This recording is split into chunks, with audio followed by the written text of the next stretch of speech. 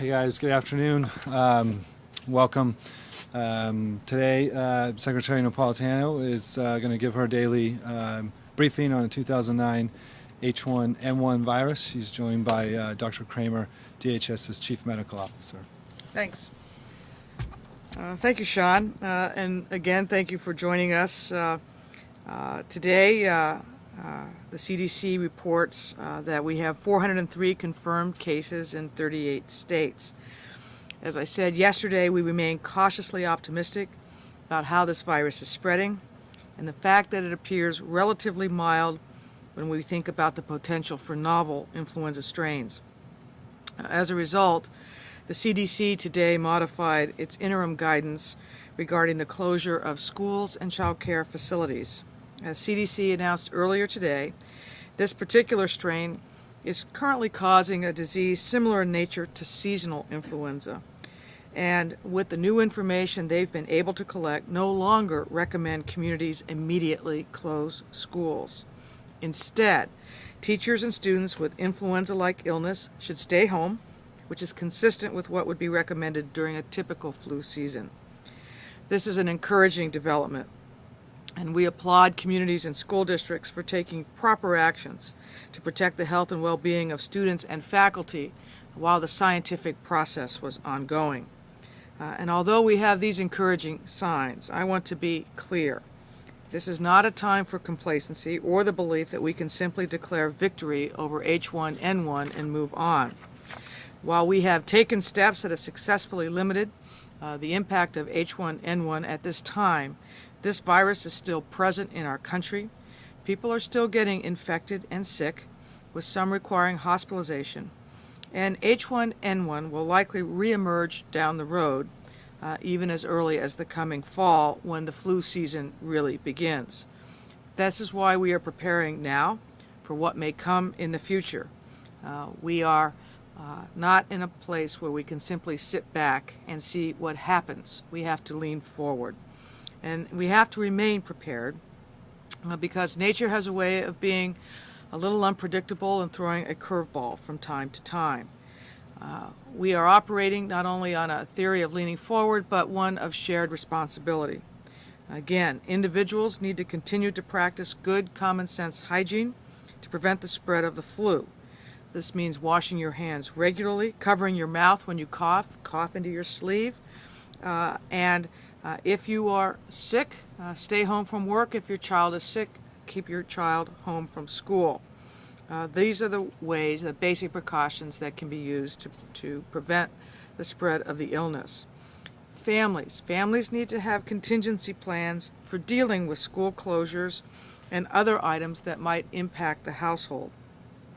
As I've mentioned earlier today, CDC's interim guidance has now changed as they've learned more about this flu so that they are no longer recommending school closure. Businesses should have contingency plans to deal with absent and sick employees so that your operations can continue. Managers need to be thinking about the next phase of this outbreak to ensure the continuity of operations and services. And governments at all levels, federal, state, local, tribal, they need to stay focused and continue to work together as we have for the past 2 weeks. I've been pleased with that cooperation so far. We're going to keep it up. Everyone has a role to play in this effort, and today I'm pleased to announce that progress has been made and the CDC now has been able to revise the guidance for our schools. With that, I'll be happy to take a few questions. Can you tell us what's going on down on the border? Are the CBP folks still screening people who come up from Mexico, and how many folks are being pulled aside? How's that going? Yeah, it's going well. There have been, we can get you the exact numbers of those who have been pulled aside. To date, at least as of my last briefing, no one actually had been confirmed with the H1N1 virus who had been pulled aside, but some people have appeared with symptoms or looking sick, and they have been pulled aside. And that continues, just as we would during a regular flu season now. And the medications, the viral medications, are they all in place now? The 11 million antiviral courses that were designed to be distributed by the 3rd of May are distributed. On the school closures, with only 403 confirmed cases and possibly 700 possible cases, do you think that the school closures were too broad to implement when you implemented them? I think there was a tally that said as many as 330,000 school children did not attend school in the last several days because of the CDC's guidance. Right. We rely on the CDC. You have to rely on the doctors, the epidemiologists, and realize we've been working this problem and developing information every day. And so, for example, last week it was unclear whether you were dealing with a strain of the flu that was more serious than seasonal influenza, the same, or less serious. Therefore, in the exercise of acting to protect the safety of students and of communities, the CDC leaned forward on school guidance, and that's where the closures came from. Now, with being able to see better what has happened over time in Mexico, what has happened with the actual cases in the United States, they're better able to say that for the safety of students, it's no longer required to actually close the school. Are you considering changing any of the other guidance, like travel advisories to Mexico? The travel advisory to Mexico was issued by the State Department, and I don't know the answer to that question. We'll find out for you. Madam Secretary, can I ask you a question on another topic? A glossary of terms, extremist-related terms, came out this morning. That was reported on this morning. Just wondering what your understanding is of why that glossary was recalled almost immediately. And also, the unit that puts out those reports seems to have been getting a lot of attention recently. Wondering how they're handling it, if the morale's still up, things like that.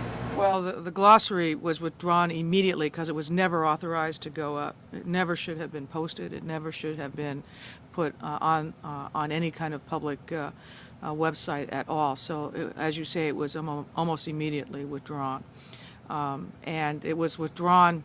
This was before the INA report that caused so much attention involving extremists or violent extremists.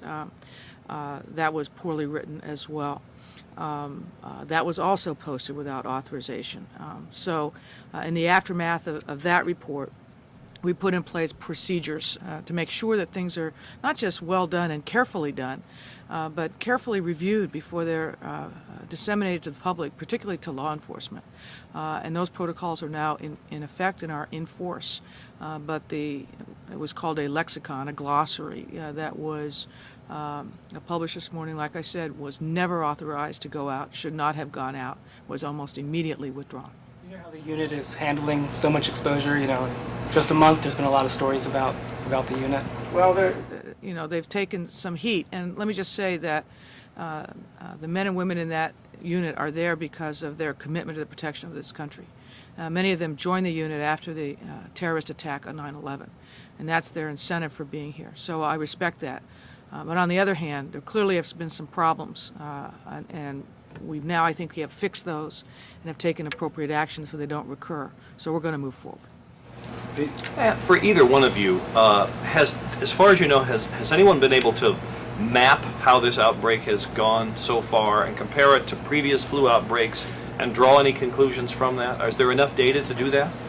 I believe the CDC is doing that kind of analysis now and comparing it, the spread, the time of the spread, and those to other outbreaks. I haven't seen those maps, but that's the kind of analysis that they would typically do. But you haven't heard of any conclusions from that of what we can say about this particular outbreak?